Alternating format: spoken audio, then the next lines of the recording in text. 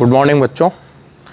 आज हमने online class में थोड़ा सा टेक्निकल प्रॉब्लम था, आवाज़ वॉल्यूम वगैरह का, तो वीडियो बना रहे हैं हम, है ना।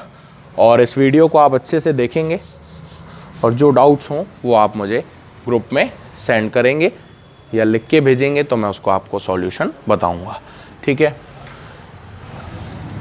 आपको मुझे लग रहा है कि पिछली क्लास में भी कोई ख़ास चीज़ें समझ में नहीं आई, कुछ बच्चों के डाउट्स आए, कुछ बच्चों की प्रॉब्लम्स आई, ठीक है। तो उसको देखते हुए मैं सोच रहा हूँ कि चैप्टर को एक बार फिर से अपन रीस्टार्ट करते हैं और हर चीज़ को हम फिर से एक बार अच्छे से समझते हुए आगे बढ़ेंगे, ठीक है, क्लियरिटी के साथ। एक चीज़ ज़रूर समझेंगे, ऊष्मागतिकी आई होप, जैसा मैं समझ रहा हूँ कि 11वीं क्लास में आप लोगों ने पिछली बार पढ़ी है और 11वीं क्लास में जनरली बहुत सारे बच्चों को ऊष्मागतिकी समझ में नहीं आती, ठीक है। देखो, सिंपल टॉपिक है, टफ भी है, लेकिन टफ समझोगे तो टफ है, नहीं तो सिंपल है, क्लियर है। थोड़ी सी चीज़ों को थोड़ा सा अच्छे से समझते हुए चलना, प्रैक्टिकली सोचते हुए चलना, तो आपको समझ आएगा, है ना। और कुछ डाउट्स हो तो हैंड टू हैंड आप मुझसे पूछेंगे तो क्लियरिटी और ज़्यादा अच्छी होगी, है ना। चलिए देखते हैं, शुरू करते हैं बेटा। टॉपिक का नाम है हमारा ऊष्मागतिकी, इंग्लिश में हम इसे बोलेंगे थर्मोडायनेमिक्स, ठीक है। कुछ टर्म है, ऊष्मागतिकी का मतलब होता है कि भौतिक रसायन विज्ञान की वह शाखा या फिजिकल केमिस्ट्री की वो ब्रांच है जिसके अंदर हम किसी भी पदार्थ या किसी भी वस्तु के अंदर ऊष्मा का प्रवाह किस प्रकार से होता है और ऊष्मा के प्रवाह को प्रभावित करने वाले कौन कौन से कारक होते हैं। या आप सभी जानते हैं कि ऊष्मा एक ऊर्जा का काम करती है, एक प्रकार की ऊर्जा है, तो ऊष्मा ऊर्जा को हम ऊर्जा के अन्य रूपों में किस प्रकार से हम उसको चेंज कर सकते हैं, इस बारे में हम इस चैप्टर के अंदर या इस ब्रांच के अंदर पढ़ते हैं, ठीक है। तो ऊष्मागतिकी का जो मतलब हो गया कि भौतिक रसायन विज्ञान की वह शाखा, भौतिक रसायन विज्ञान की वह शाखा जिसके अंतर्गत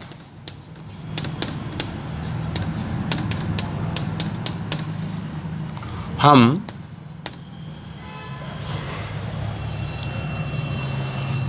ऊष्मा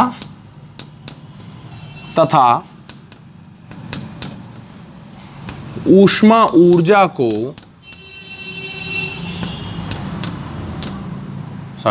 ऊष्मा के प्रवाह, ऐसे लिखेंगे, ऊष्मा के प्रवाह तथा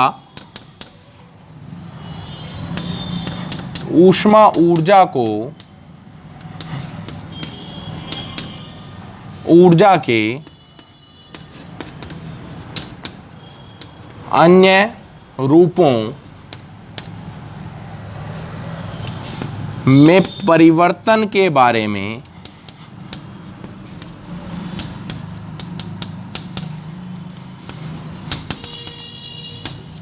अध्ययन करते हैं,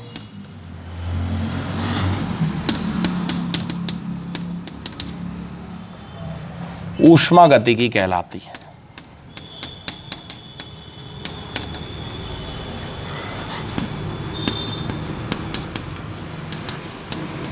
क्या कहलाती है? ऊष्मागतिकी। तो बेसिकली हमने ये चीज़ कही कि भौतिक रसायन विज्ञान की वह शाखा जिसमें हम ऊष्मा के प्रवाह और ऊष्मा के प्रवाह या ऊष्मा ऊर्जा को ऊर्जा के अन्य रूपों में हम कैसे चेंज कर सकते हैं या ऊष्मा को प्रभावित करने वाले कौन कौन से कारक हैं, इन सारी चीज़ों के बारे में हम अध्ययन करेंगे। उस शाखा को हम क्या नाम देते हैं?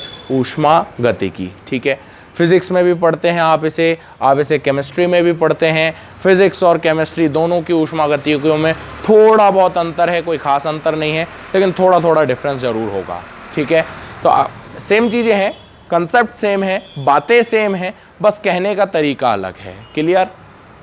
देखें, कुछ टर्म्स हमने ऑनलाइन क्लास में भी डिस्कस की थी, एक बार फिर से मैं उनको डिस्कस कर रहा हूं ताकि वो अच्छे से आपके क्लियर हो पाए, क्योंकि कुछ बच्चों के डाउट्स आए थे उस पर। कि कुछ ऐसी परिभाषाएं या टर्म्स हैं जिन्हें आपको समझना बहुत ज़रूरी है। बिना इन टर्म्स के आप ऊष्मागतिकी को समझ नहीं सकते हैं, ठीक है।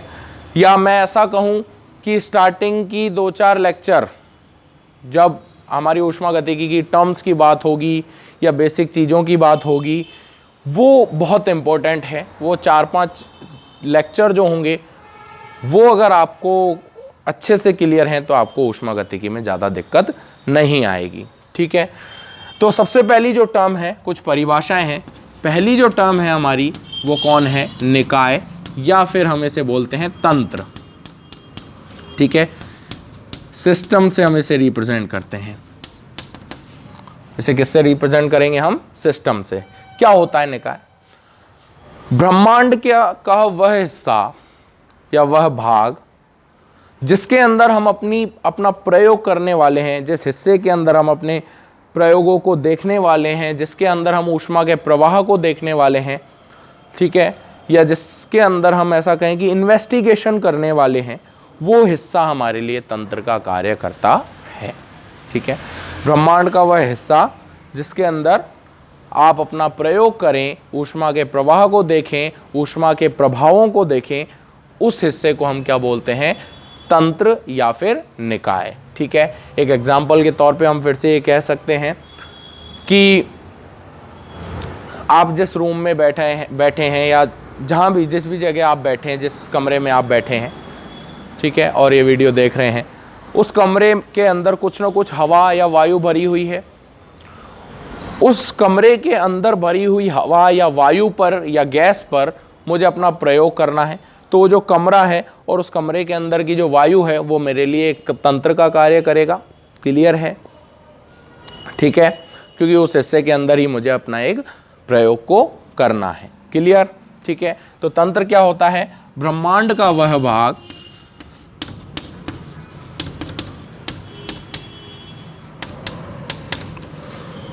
जिसे प्रयोग के लिए चुना जाता है, तंत्र कहलाता है।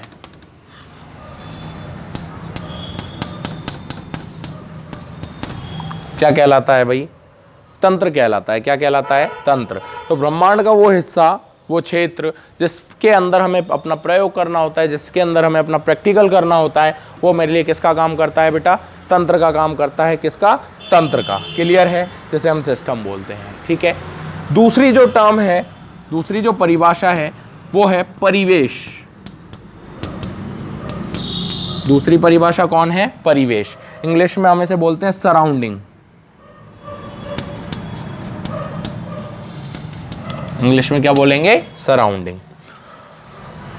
सराउंडिंग क्या चीज है या परिवेश क्या चीज है? ब्रह्मांड के अंदर तंत्र के अलावा जो सारी चीजें हैं वो मेरे लिए परिवेश है। तंत्र आप सभी समझ चुके हैं। तंत्र जिस हिस्से के अंदर आपको अपना प्रयोग करना है वो तंत्र है, और उस हिस्से के अलावा जो भी चीज़ इस ब्रह्मांड के अंदर उपस्थित है वो सारी की सारी किसके अंदर है? परिवेश के अंदर है। यानी ब्रह्मांड में तंत्र के अलावा पूरा क्षेत्र एक परिवेश का काम करता है या परिवेश कहलाता है। क्लियर है? ठीक है, तो ब्रह्मांड में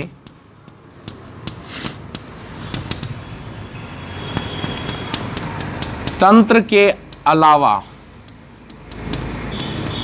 बचा पूरा भाग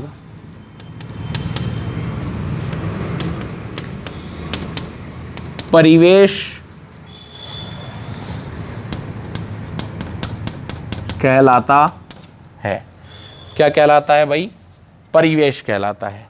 क्लियर है सभी बच्चों को? ठीक है, हमने अभी एक एग्जाम्पल लिया कि जिस रूम में आप बैठे हैं उसके अंदर भरी हुई वायु आपके लिए एक तंत्र का काम करेगी। तो वो जो कमरा है वो आपके लिए एक तंत्र हो गया। लेकिन उस कमरे से बाहर का ब्रह्मांड के अंदर जो भी चीज़ वस्तु रखी हुई है वो सारी की सारी कौन है? एक परिवेश है।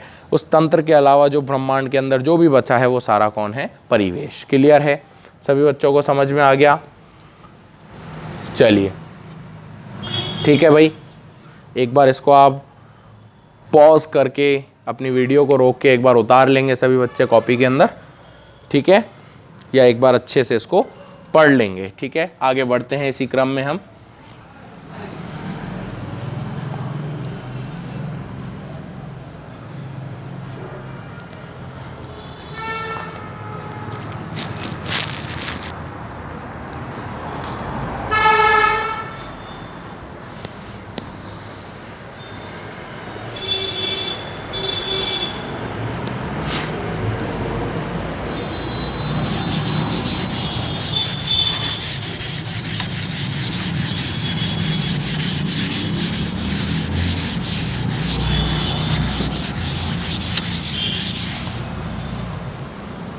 चलिए देखें, इसके बाद जो अगली जो टर्म है, हालांकि हमारे सिलेबस में नहीं है, लेकिन एक फिर भी उसको पढ़ना थोड़ा सा ज़रूरी है अगर हम पूरी ऊष्मागतिकी पढ़ना चाह रहे हैं। जो टर्म है वो है परिसीमा।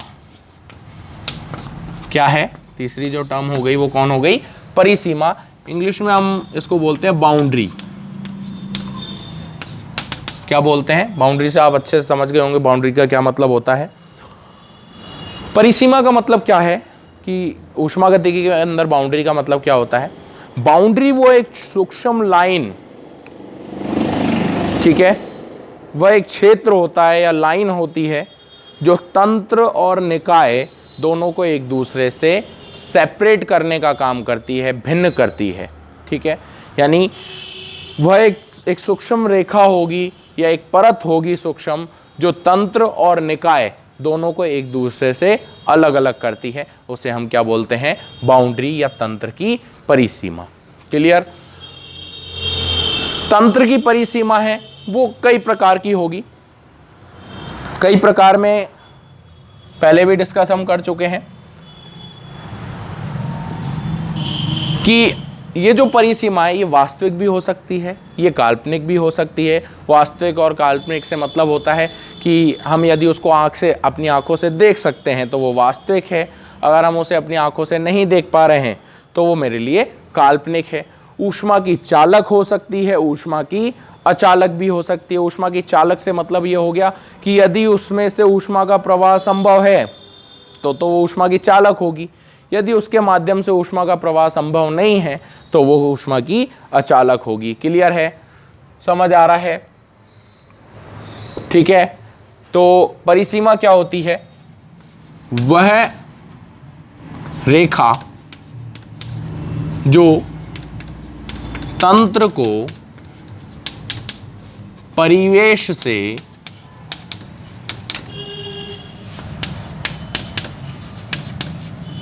भिन्न करती है,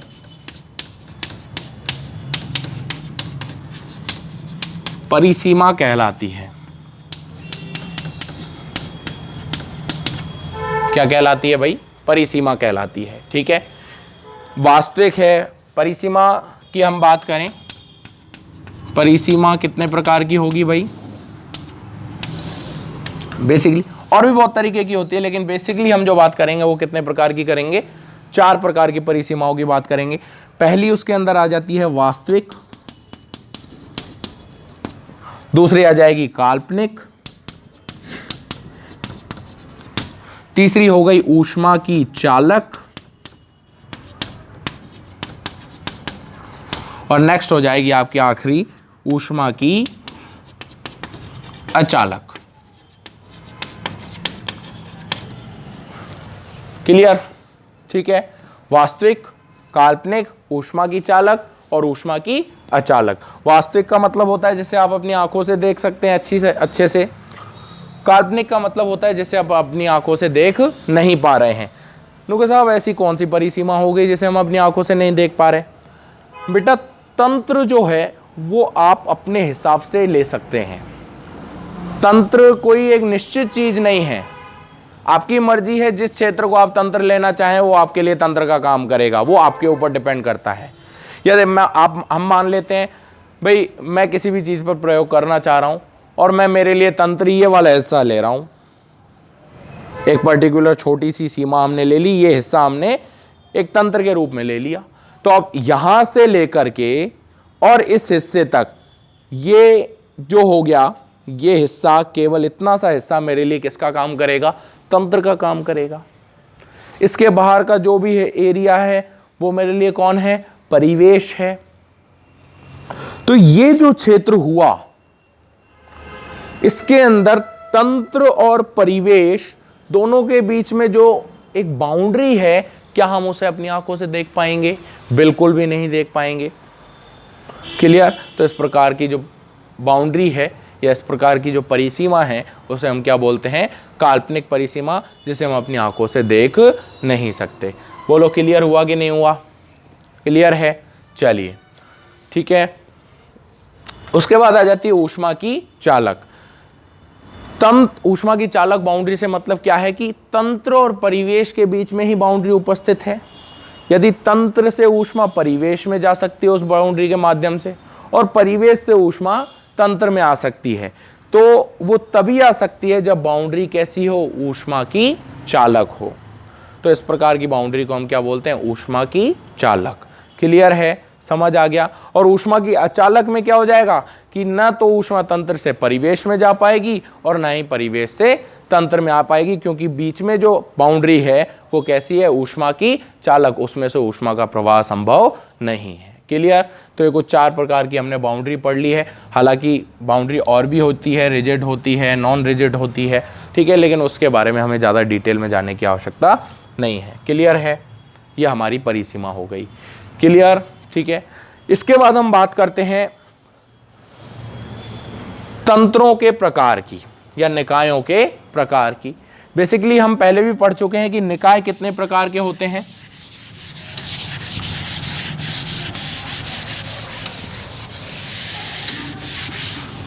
हम पहले भी पढ़ चुके हैं कि निकाय कितने प्रकार के होते हैं। 3 प्रकार के निकाय होंगे। कितने प्रकार के निकाय होंगे? 3। ठीक है। तंत्रों के प्रकार, ठीक है, टाइप्स ऑफ सिस्टम, ठीक है। तंत्र 3 प्रकार के होंगे। पहला होता है बेटा खुला तंत्र, जिसे हम बोलते हैं ओपन सिस्टम। क्या बोलते हैं?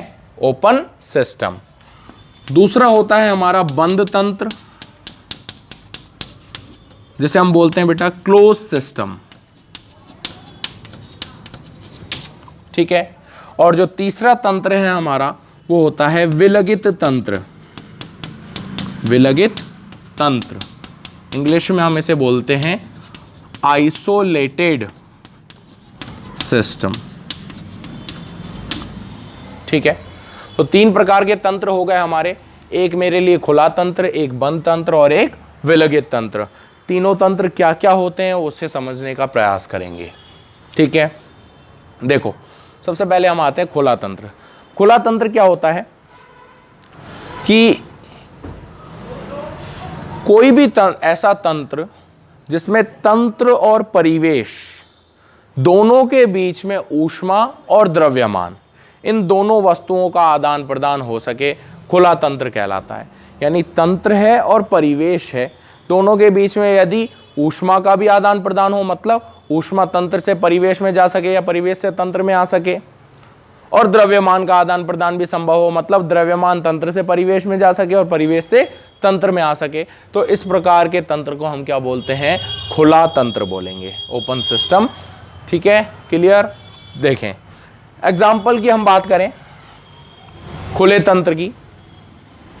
खुले तंत्र का एक बहुत अच्छा एग्जाम्पल है कि कोई भी बर्तन लीजिए आप और उस बर्तन में आप पानी भरिए और उस बर्तन को आप गर्म कीजिए। क्लियर?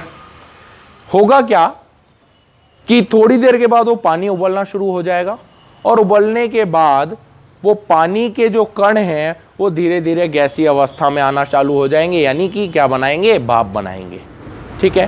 क्योंकि पानी के कण पहले द्रव अवस्था में थे। यहां पर हम अगर बात करें तो बर्तन के अंदर जो भरा हुआ पानी है वो मेरे लिए कौन है? तंत्र। और उस बर्तन के बाहर का सारा का क्षेत्र वो मेरे लिए कौन हो गया? परिवेश हो जाएगा। क्लियर है? अब यदि हम उसको उबाल रहे हैं उबालने से क्या होगा कि उस पानी के जो कण हैं जो द्रव अवस्था में थे वो गैस अवस्था में जा रहे हैं। गैस अवस्था में जाने के बाद वो उस बर्तन से भाप बन करके उस बर्तन से कहाँ चले जाएंगे, बाहर। यानी बर्तन से, बर्तन हमारे लिए तंत्र है और तंत्र से कहाँ चले गए, परिवेश में। कौन गए, कण। और कण है तो उसका कुछ ना कुछ क्या होगा, द्रव्यमान। क्लियर, समझ आ रहा है। तो तंत्र से द्रव्यमान स्थानांतरित हो रहा है कहाँ पर, परिवेश में। यानी तंत्र और परिवेश के मध्य द्रव्यमान का क्या होगा, स्थानांतरण। अब ऊष्मा की अगर हम बात करें इसी तंत्र के लिए, तो आप उस बर्तन को गर्म कर रहे हैं, उस बर्तन को आप अगर साइड से हाथ लगाएंगे, क्योंकि आपका हाथ एक परिवेश के अंदर, भाई बर्तन के अंदर तो है ही नहीं, जल जाएगा। क्लियर, आपका हाथ परिवेश में है। उस बर्तन को अगर आप साइड से हाथ लगाएंगे तो आपका हाथ गर्म होगा। इसका मतलब क्या है कि ऊष्मा जनरेट तो कहाँ हुई, तंत्र के अंदर, और वो तंत्र के अंदर से कहाँ आई, आपका हाथ परिवेश में है तो आप ऊष्मा कहाँ गई, परिवेश में। ठीक है, यानी तंत्र और परिवेश के बीच में ऊष्मा का आदान प्रदान भी हो रहा है। तो इस प्रकार के परिवेश को या इस प्रकार के तंत्र को हम क्या बोलेंगे, खुला तंत्र। ऐसा तंत्र जिसमें ऊष्मा और द्रव्यमान दोनों चीज़ों का तंत्र और परिवेश के बीच में क्या हो सके, आदान प्रदान, खुला तंत्र कहलाता है। इसके बाद हम बात करें बंद तंत्र की। किसकी बात करें, बंद तंत्र की। ठीक है, तो बंद तंत्र में क्या होगा, तंत्र और परिवेश के बीच में ऊष्मा का आदान प्रदान तो होगा परंतु द्रव्यमान का आदान प्रदान संभव नहीं होगा। क्लियर है।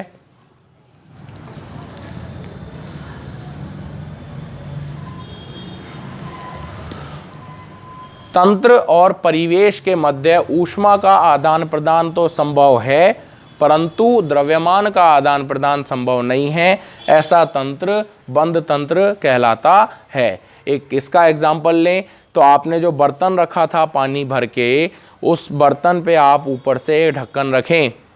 ढक्कन रखने से क्या होगा कि अब जो भाप बनी है वो उस पात्र से बाहर या बर्तन से बाहर नहीं जा पाएगी। यानी वो भाप है, यानी जो गैसीय अवस्था में आ चुके हैं कण, वो तंत्र में ही रह पाएंगे, वो तंत्र से परिवेश में नहीं जा पाएंगे। तो इस स्थिति में द्रव्यमान का आदान प्रदान तो नहीं हो रहा है तंत्र और परिवेश के बीच में।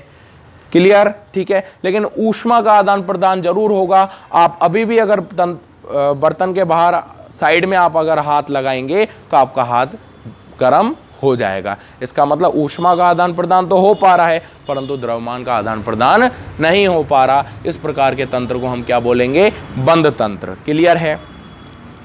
इसके बाद हम बात करें तीसरे प्रकार के तंत्र की, जिसे हम क्या बोलते हैं, विलगित तंत्र। क्या नाम है भाई, विलगित तंत्र। क्या होता है विलगित तंत्र, सीधी सी बात है भाई। खुला तंत्र में दोनों का आदान प्रदान हो रहा था, बंद तंत्र में एक का हो रहा था, एक का नहीं हो रहा था। विलगित तंत्र में क्या होगा, दोनों ही चीज़ों का, यानी न तो द्रव्यमान का आदान प्रदान होगा और ना ही ऊष्मा का आदान प्रदान होगा। किस किस के बीच में, तंत्र और परिवेश के बीच में। क्लियर। तो इस प्रकार के तंत्र को हम क्या बोलेंगे, विलगित तंत्र। क्लियर है। यानी विलगित तंत्र ऐसा तंत्र होता है जिसमें तंत्र और परिवेश के मध्य ऊष्मा तथा द्रव्यमान दोनों का आदान प्रदान संभव नहीं हो सकता, विलगित तंत्र कहलाता है। इसके एग्जाम्पल की अगर मैं बात करूं तो थर्मस, आप सभी परिचित हैं थर्मस से। थर्मस लीजिए और थर्मस के अंदर आप गर्म पानी डाल दीजिए या गर्म चाय डाल दीजिए, तो उससे क्या होगा कि भाई सीधी सी बात है, थर्मस ढका हुआ है तो उसकी जो भाप है वो उस थर्मस से बाहर नहीं जा सकती।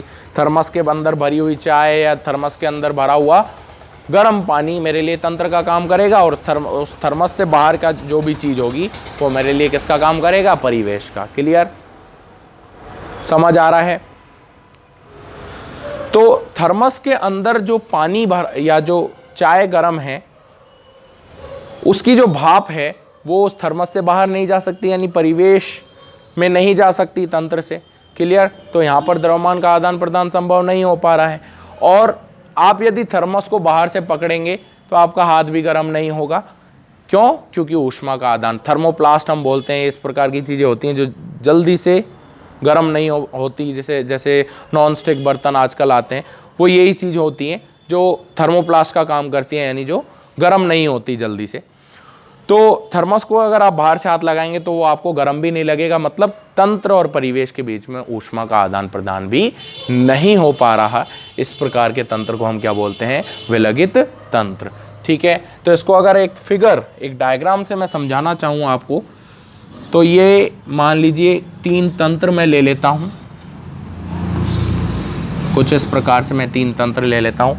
ये भी एक तंत्र है, ये भी एक तंत्र है, ये भी एक तंत्र है। क्लियर? यदि ऊष्मा और द्रव्यमान, किस किस का? ये तो हो गया ऊष्मा और यहां हो गया द्रव्यमान, दोनों का आदान प्रदान हो रहा है, तो तंत्र कैसा होगा भाई? खुला तंत्र। यदि ऊष्मा का आदान प्रदान तो हो जाए, लेकिन द्रव्यमान का आदान प्रदान